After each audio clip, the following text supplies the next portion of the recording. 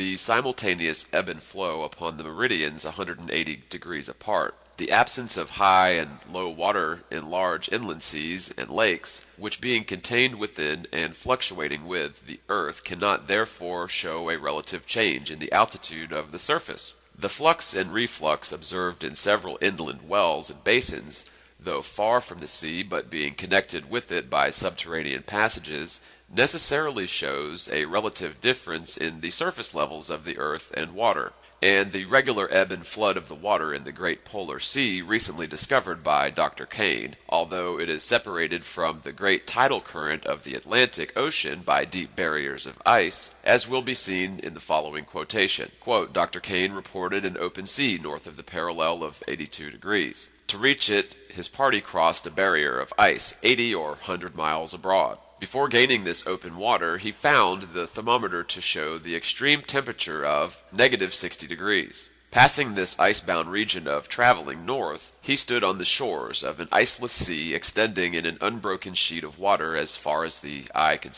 reach towards the pole. Its waves were dashing on the beach with swell of a boundless ocean. The tides ebbed and flowed in it, and I apprehend that the tidal wave from the Atlantic can no more pass under this icy barrier to be propagated in seas beyond than the vibrations of a musical string can pass with its notes, a fret above which the musician has placed his finger. These tides, therefore, must have been born in that cold sea, having their cradle about the North Pole, and we infer that most, if not all, the unexplored regions about the pole are covered with deep water.